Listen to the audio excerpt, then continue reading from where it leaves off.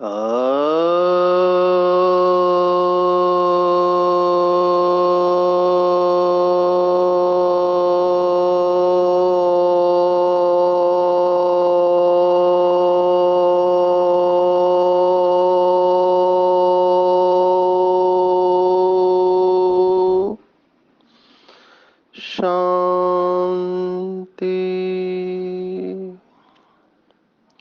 आज 11 अप्रैल 2023 भारत में मंगलवार है। Today is 11th April 2023 and it's Tuesday in Bharat. आज की मुरली का जादुई रहस्य स्वयं को प्रेरणा देने के लिए Magical secrets of today's Murli for motivating the self। आज की साकार मुरली हमको जीवन जीने की कला इसके बारे में बता रही है। स्पिरिचुअलिटी या आध्यात्मिकता, इसको अंग्रेजी में कहते हैं आर्ट ऑफ डाइंग अलाइव या जीते जी मरने की कला। दो शब्द है, जीना और मरना।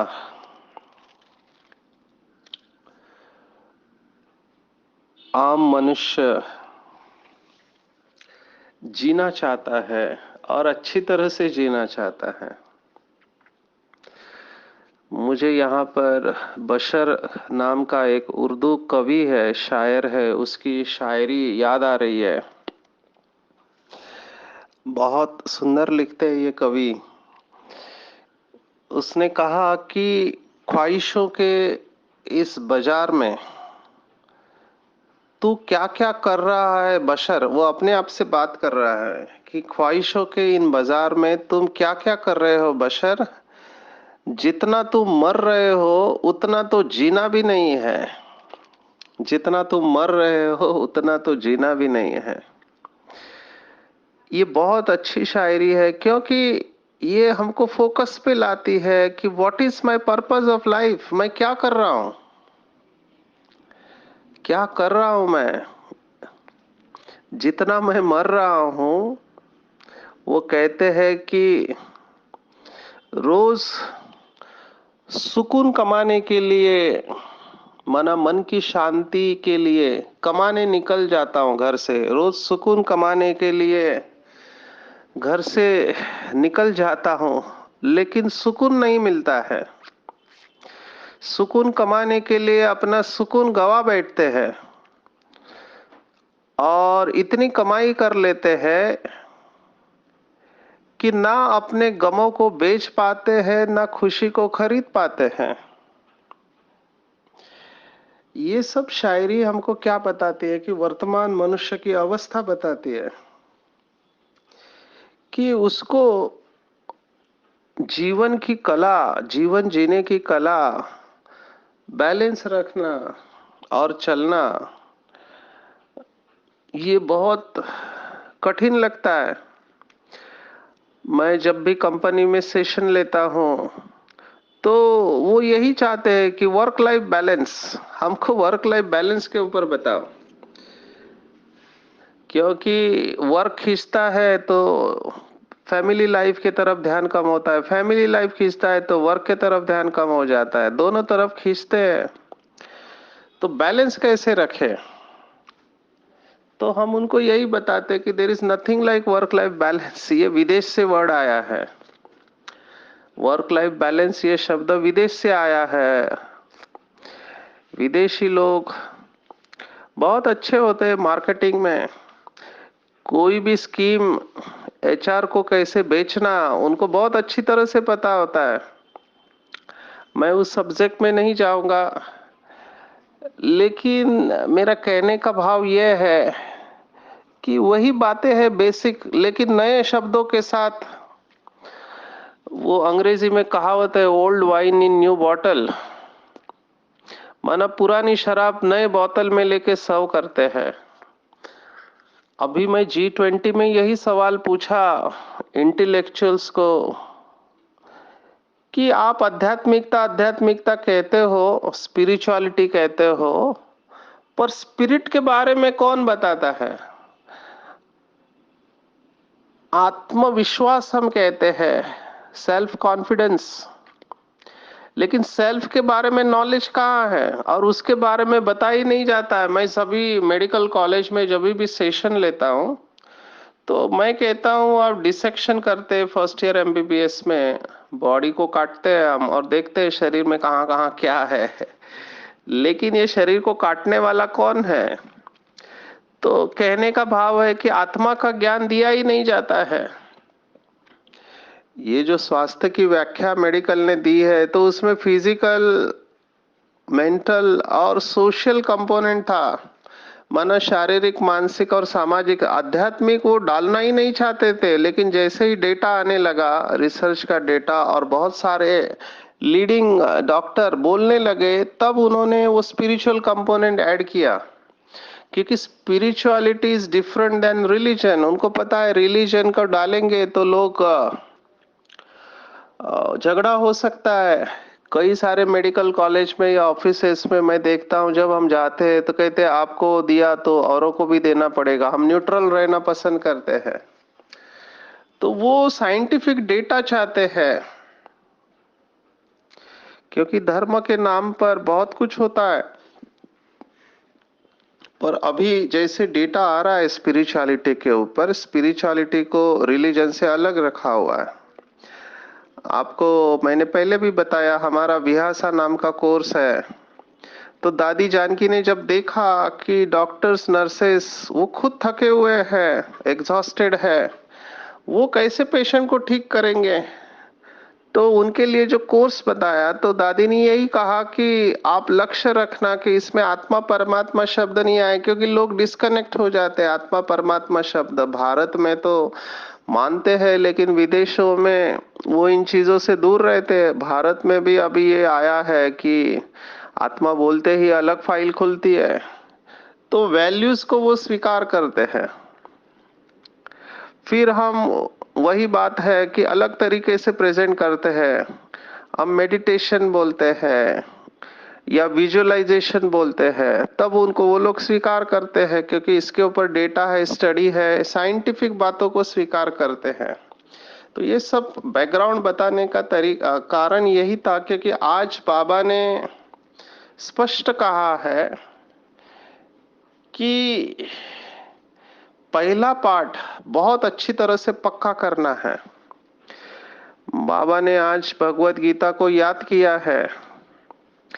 बहुत सारे नए नए भाई बहने मुरली रहस्य रोज सुनने लगे हैं, तो बहुत अच्छा लगता है जब उनका फीडबैक मिलता है। बहुत पढ़े लिखे अच्छे अच्छे इंटेलेक्चुअल्स बाबा के बच्चे बहुत अच्छा फीडबैक देते हैं, बहुत सारे प्रश्न भी पूछते हैं, तो समय अनुसार उसका जवाब देते हैं। तो बाबा ने मुरली में कहा था कि भगवत गीता में 18 अध्याय है। पहला अध्याय है आत्मा और आखिरी अध्याय संपूर्ण अवस्था। पहला अध्याय विधि है और 18वां अध्याय सिद्धि है। देखो, बाबा ने पूरा 700 श्लोक 2 वाक्यों में पैकअप कर दिया। विधि क्या है? बाबा ने कहा मैं आत्मा हूँ, और यही बात आज बाबा ने अंडरलाइन की है। बाबा का बताने का तरीका कितना सुंदर है। बाबा के एक एक शब्द को हमको नोट करके किताब में लिख के उसके ऊपर मनन चिंतन करना चाहिए, उसके गहराई में जाना चाहिए। बहुत भाई बहनों का अनुभव है, हमारा भी अनुभव है। जैसे हम इस ज्ञान मार्ग में आगे बढ़ते हैं, तो जितना गहराई में जाएंगे, जगदीश भाई ने मुझे बताया था कि सचिन भाई, आपको अगर बिंदु बनना है तो ज्ञान में सिंधु बनना पड़ेगा। और मैं ये अनुभव कर रहा हूं कि जितना आगे बढ़ रहे हैं, जितना मनन चिंतन बढ़ता जाता है, ऑटोमेटिकली एक स्टेज आती है, और वो स्टेज है साइलेंस। आपको चुप ही होना पड़ता है, क्योंकि आपको अंदर से रियलाइज होता है कि बोलने से कुछ नहीं होता है, you are wasting your energy.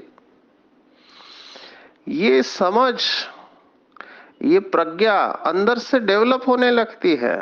और आप जब भी समय मिले साइलेंस में अंतर्मुखी होके बैठ जाओगे और आपके पास इतनी अच्छी परखने की शक्ति आती है, क्योंकि जितना साइलेंस में रहेंगे, अंतर्मुखी होंगे, धीरे धीरे बाबा की शक्ति अंदर भरने लगती है और आपको पता चलता है कि आपकी शक्ति बढ़ रही है। और अगर योग अच्छा रहा तो बुद्धि इतनी स्वच्छ बनती है कि सामने वाली व्यक्ति आपके पास कौन सा भाव लेके आती है ये आपको पता चलता है। बहुत सारे इंट्यूशंस जिसको हमने देखा, श्रीमद् भगवत गीता स्टडी ग्रुप में एक शब्द हमने इस्तेमाल किया था, रितम भरा प्रज्ञा। वो बुद्धि रितम भरा प्रज्ञा मोड में जाती है तो बहुत सारी, एक आम भाषा में जिसको कहते प्रेरणाएं आने लगती है। और जो मनमोहिनी दीदी ने बाबा को प्रश्न पूछा था कि बाबा हमारी अवस्था बाप समान है, कैसे पहचाने, बाबा ने बहुत सुंदर जवाब दिया था। बाबा ने कहा था कि जो बाप का संकल्प है वही अगर बच्चों का संकल्प है तो समझना चाहिए अवस्था बाप समान है। अगला प्रश्न, बाप का संकल्प क्या है, कैसे पता चलेगा। बहुत बीके भाई बहन एक शब्द इस्तेमाल करते हैं, मुझे टचिंग आई या बाबा ने टच किया। अभी कैसे पता चले कि बाबा की टचिंग है या हमारे मन का भाव है। हो सकता है कि मैं मेरे मन का भाव बाबा के नाम से यूज कर रहा हूं। मुझे ये प्रश्न क्रिटिक्स पूछते हैं, अभी टीका करने वाले तो होते ही है, उनका अधिकार भी है टीका करने का। तो वो कहते हैं कि आप लोग ये जितने भी सो कॉल्ड स्पिरिचुअल है, आध्यात्मिक लोग हैं, ये भगवान के नाम का इस्तेमाल करते हैं अपने पॉकेट भरने के लिए। स्वार्थ अपना होता है, नाम भगवान का होता है। अभी ये थॉट मैं सोच रहा था क्यों आया, क्योंकि चारों तरफ देखते हैं कि ऐसे लोग जो सो कॉल्ड बाबाज होते हैं वो भगवान का नाम लेके भोली भाली आत्माओं को है ना फंसाते हैं। कितने सारे केसेस हुए हैं। तो ये विचार वहां से आया है, तो हमको बहुत अटेंशन रखना है। इसलिए बाबा जो कहता है, ये जो आज के मुरली का शब्द आया है, संपूर्ण सरेंडर या जीते जी मरना, मुझे बहुत अच्छा लगा बाबा की व्याख्या। क्योंकि सरेंडर हम समझते हैं कि जिन्होंने अपना जीवन दिया है भगवान को, जैसे ब्रह्मा कुमारीज में है वैसे और भी संस्थाओं में है जो समर्पित जीवन जीते हैं, तो उनकी पालना यज्ञ से होती है, उनकी संस्था से होती है, तो उनको समर्पित कहते हैं। लेकिन बाबा ने देखो आज कौन सी व्याख्या दी है, संपूर्ण सरेंडर कौन है। वो सरेंडर होना तो वो भी टफ है, लेकिन सरेंडर होने के बाद भी संपूर्ण सरेंडर हुए या नहीं, तो बाबा ने उसकी डेफिनेशन दी है कि भले आपने जीवन दिया है लेकिन ये देह भी हमारी नहीं है। जब ये भान आएगा, पूरा ममत्व समाप्त हो जाएगा, तब संग कहेंगे संपूर्ण सरेंडर। देखो कितनी डीप बात है।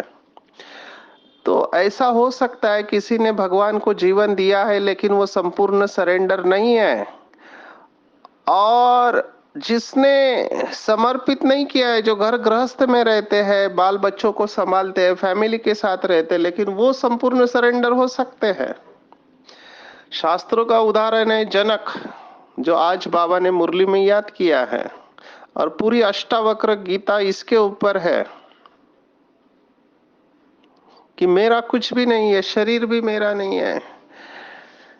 मुझे याद आ रहा है एक भाई, बाबा का बच्चा, बहुत अच्छी सेवा की उसने, बहुत सालों तक अकाउंट की सेवा किया। फिर कुछ उसको बीमारी हुई स्पाइन की, तो मैं उसको देखने जाता था, मेरी ड्यूटी होती थी। ये ग्लोबल हॉस्पिटल की बात है, मेरे ख्याल से 97 98 की बात है। तो मैं देखता था उसको स्पेशल रूम में रखा था। उस समय तो ज्यादा बड़ा नहीं था ग्लोबल हॉस्पिटल, केवल ग्राउंड में ही था, फर्स्ट फ्लोर वगैरह कुछ नहीं था ना, आईसीयू बड़ा होता था, 4 बेड होते थे। तो इसको स्पेशल कमरा दिया था ऊपर। अभी इस भाई की हालत ऐसे थी, डायबिटीज है और लेटा हुआ है, सब कुछ बिस्तर के ऊपर, बैठ भी नहीं सकते हैं क्योंकि स्पाइन का प्रॉब्लम है और शुगर कंट्रोल में नहीं आता था। तो हम 2-3 बार शुगर प्रिक करने आते थे। तो मैं देखता था कि ये बहुत चिड़चिड़ा होते जा रहा था। आखिर में 3 महीने के बाद वो बैठ गया कुर्सी के ऊपर। तो उस समय बाबा का उतरन का दिन था। तो बाबा के सामने इसको लेके गए। तो बाबा ने उसको पूछा, कैसे हो बच्चे? तो उसको अंदर गुस्सा था। उसने बाबा को बोला कि मैं ठीक नहीं हूँ, ऐसे गुस्से में बोला। तो बाबा ने कहा, बच्चे तुम ये कैसे सोच सकते हो? तुमने तो जीवन दे दिया बाबा को, तो संकल्प भी नहीं कर सकते हो। तो बाबा ने देखो कहां तक उसको लेके गए कि एक बार आपने जीवन दे दिया तो आप थॉट भी क्रिएट नहीं कर सकते हैं। इसको कहते हैं मन बुद्धि से समर्पित। बाबा कितनी ऊंचाई पर हमको लेके जा रहा है। अगर कोई बाबा का बच्चा इस ऊंचाई को टच करे तो उसकी अवस्था ऐसे होगी, इतना अशरीरी होगा, वो एकदम हल्का होगा। मैंने बड़ी दादी को पूछा था कि इतना बड़ा कारोबार, मैंने देखा है बड़ी दादी को डिसीजन देते हुए, क्योंकि इतना बड़ा यज्ञ चलाना मासी का घर नहीं है, इंटरनेशनल ऑर्गेनाइजेशन है, इतने सारे सेंटर है, कितनी सारी बातें आती होगी दादियों के सामने। तो बड़ी दादी ने जवाब दिया, मैं कहाँ चलाती हूँ, चलाते तो बाबा ही है, हम निमित्त है। तो ये प्रैक्टिकल बातें आपको सुना रहा हूं कि अगर हम किसी को डिसीजन देते हैं तो डिसीजन देने के बाद अगर समझो 2 लोग हैं, दोनों का डिफरेंस ऑफ ओपिनियन है और दादी कोई डिसीजन देती है, तो मैंने देखा दादी 1-2 मिनट में सुनने के बाद डिसीजन देती थी। ऐसे 4-5 केसेस मेरे सामने दादी ने डिसीजन दिया और उसके बाद दादी बिल्कुल जैसे कि डिटैच, कुछ हुआ ही नहीं। अगर मैं होता तो मैं सोचने लगता था कि बाप रे वो क्या सोचेगा मेरे बारे में, कहीं नाराज तो नहीं हो जाए। दादी का कोई थॉट नहीं। अभी ये अवस्था है, बिल्कुल न्यारी प्यारी अवस्था, पर ये बहुत बड़ी अवस्था है। ये तभी हो सकती है जब आप संपूर्ण रूप से समर्पण हो। तो ये हमारे दादियों की अवस्था थी। तो आज समर्पण का हम थोड़ा अंडरलाइन करेंगे कि क्या मैं संपूर्ण रूप से समर्पित हूं, भले मैं समर्पित जीवन जी रहा हूं या घर गृहस्थ में रह रहा हूं। लेकिन समर्पण की गहराई में जाएंगे कि इवन थॉट, मुझे याद आ रहा है डबल फॉरेनर्स ने बाबा को प्रश्न पूछा था कि बाबा विनाश के वक्त हम कहाँ पे होंगे? चारों तरफ हलचल होगी तो हम ऑस्ट्रेलिया में होंगे या अमेरिका में होंगे, लंदन में, वहां से हम मधुबन कैसे पहुंचेंगे?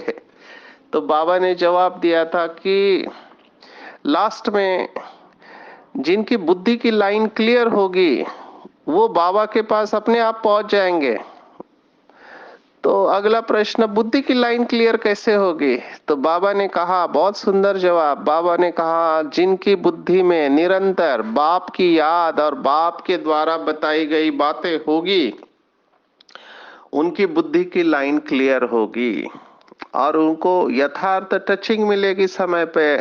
वो उसी ट्रेन में बैठेंगे, उसी प्लेन में बैठेंगे जो आखिरी प्लेन होगा, उसके बाद सब प्लेन उड़ना बंद हो जाएंगे और आप पहुंच जाओगे समय पर। ये बाबा का जवाब था। अभी हमको सोचना है क्या मेरी बुद्धि की लाइन इतनी क्लियर है? और बुद्धि की लाइन को क्लियर रखने का सबसे अच्छा तरीका है कि अपने मन और बुद्धि को बाबा की मुरली में या बाबा जो भी अभ्यास देता है उसमें एकाग्र कर दो। अभी कई लोग मुझे पूछते हैं, हम तो बिजनेसमैन हैं, हम कारोबार करते रहते हैं। तो यहाँ पर ही ये कला आती है, जीवन जीने की कला। माना अगर आपने ममत्व छोड़ दिया है, मैंने देखा है बहुत सारे बिजनेसमैन हैं। अभी एक भाई है, वो माता है, भाई है, कितने एग्जाम्पल मेरे को याद आ रहे। माता का एग्जाम्पल बनाऊंगा। वो माता का छोटा सा दुकान था, अभी उम्र भी हो गई है, लेकिन वो माता सुबह मुरली क्लास में आती थी और चेहरे पे हमेशा तेज और खुशी, और मुरली के ऊपर फुल अटेंशन। हमेशा बाबा के साथ बातें करते रहते हुए जाती थी, और दुकान में दिन भर बैठेगी तो नारियल दे रही है और कुछ चीज दे रही है, तो उसके मुख में ही बाबा बाबा है। और वो कहती थी, देखो आज हमारे शिव बाबा ने मुरली में ये कहा और लो ये चीज है। ऐसे करके वो हरेक को बाबा की मुरली की बात सुनाते थे। अभी माता में स्नेह था तो सभी प्यार से सुनते थे। अभी वो कहती है कि अभी लोग मुझे सामने से पूछते हैं कि आज मुरली में तुम्हारे बाबा ने क्या कहा। आप सोचो, देखो इसके द्वारा कैसे सेवा हो रही है, क्योंकि हर वक्त मन में, चित्त में, दिल में बाबा बाबा है और बाबा की मुरली है। तो उठते बैठते खाते पीते बाबा बाबा चल रहा है। तो ऐसे लोगों को बाबा तो डेफिनेटली समय पर डायरेक्शन देगा। हमारी ऐसे एक माता इंटरनेशनल एयरपोर्ट पे, अभी उसको डायरेक्ट फ्लाइट दी गई थी ताकि वो कहीं, क्योंकि उसको अंग्रेजी नहीं आता था तो मुंबई से अमेरिका जाना था, अकेली गई। बीच में कुछ कारणवश वो फ्लाइट को लंदन में या जर्मनी में उतारा गया। अभी इसको कुछ नहीं पता कहाँ जाए, तो बाबा बाबा करते वो सब एयरपोर्ट घूम रही थी। लेकिन बाबा ने ऐसे व्यक्ति को भेजा कि उसने उसको बिठाया एरोप्लेन में कुछ 4-6 घंटे के बाद, और वो अमेरिका पहुंच गए। तो वो कह रहे कि बाबा मेरे साथ ही था उस समय। ऐसे चमत्कार बहुत सारे होते हैं। तो मैं ये उदाहरण इसलिए दे रहा हूं कि इसका आपके पढ़ाई से कोई कनेक्शन नहीं है। बाबा का महावाक्य है, सच्चे दिल पर साहब राजी, साफ दिल मुराद हासिल। तो बाबा ने आज मुरली में वही भगवत गीता का 7वें अध्याय का श्लोक याद किया है। 2 शब्द है, ज्ञानी तो आत्मा और योगी तो आत्मा। 7वें अध्याय में हमने देखा था ज्ञान विज्ञान योग। 16वां श्लोक, चतुर्विधा भजन्ते मां जनः सुकृतो अर्जुन, आर्तो जिज्ञासुर अर्थार्थी ज्ञानी च भरतर्षभ। माना मेरे 4 प्रकार के बच्चे हैं, एक आर्त है, एक जिज्ञासु है, एक अर्थार्थी और ज्ञानी है। और 17वें श्लोक में परमात्मा कहता है, तेषाम ज्ञानी नित्य युक्ता एक भक्तिर विशिष्यते, प्रियो ही ज्ञानी नो अत्यर्थम अहम सच मम प्रिया। मुझे ज्ञानी भक्त बहुत प्रिय है। आज यही बात बाबा ने मुरली में कही है कि मुझे ज्ञानी बच्चे प्रिय है, लेकिन फिर बाबा ने कहा योग भी बहुत जरूरी है। केवल ज्ञान सुनना सुनाना, मैंने देखा है नए नए बाबा के बच्चे बहुत अच्छी तरह से ज्ञान को सुनते सुनाते हैं, लेकिन योग में कमजोर है, क्योंकि योग का लक्ष्य नहीं है। बैठ के साधना नहीं करते। जैसे दादियों ने 14 साल साधना किया, तो बैठ के अपने आप को तपाना चाहिए। ज्ञान तो बहुत अच्छा सुनाते हैं, इसमें ज्ञान की गहराई में भी जाते हैं, लेकिन योग के लिए तो बहुत ममत्व का त्याग करना पड़ेगा। हमने भगवत गीता में ये भी देखा, सुख दुखे समय कृत्वा लाभा लाभो जया जयो। 28वां श्लोक दूसरे अध्याय में, या 38वां श्लोक। ये सब श्लोक हमको क्या बताते हैं कि भगवत गीता समत्वम योग उच्यते। समत्व को योग कहा है भगवत गीता में। तो भगवत गीता हमको समता सिखाती है, ममता नहीं सिखाती है। तो जो हर परिस्थिति में समान रहता है उसको योगी कहा गया है ना। दूसरे अध्याय में 48 वर्स इन सेकंड चैप्टर 48वां श्लोक है, योगस्थ कुरु कर्माणि संगम त्यक्त्वा धनंजय, सिद्ध्या सिद्ध्यो समो भूत्वा समत्वम योग उच्यते। माना योगस्थ कुरु कर्माणि, आप कर्म करो। जो आज बाबा ने कहा है कि घर गृहस्थ में रहते हुए अपना कर्म करो, अपनी जिम्मेवारी को निभाओ। लेकिन कैसे? धंधा दौरी करो, संभालो, माँ बाप की पालना का कर्जा उतारो। आज बाबा ने कहा माँ बाप का कर्जा होता है बच्चों के ऊपर, तो उनकी सेवा जरूर करो, लेकिन बाप की श्रीमत पर ट्रस्टी होकर करो। सबसे ममत्व मिट जाना चाहिए। तो Bhagavad Gita is a journey from ममता टू समता। तो ममता से समता तक की यात्रा है, और ये जिसने कर लिया उसके लिए बहुत इजी है। जैसे राजा जनक की कहानी है, या आज हरिश्चंद्र को भी याद किया है। देखो, उसने सपने में प्रॉमिस किया था, वो उसने प्रॉमिस प्रैक्टिकल में करके दिखाया है। आजकल लोग बोल के भी प्रॉमिस को निभाते नहीं है। तो बाबा ने आज कहा है मुरली में कि झूठ ही झूठ है, झूठ के कारण सच को मनुष्य समझ नहीं सकते। आज बहुत सारे नए शब्द आए, फ्लाइंग स्क्वाड शब्द आया है, आत्मा को फ्लाइंग स्क्वाड कहा हुआ है बाबा ने।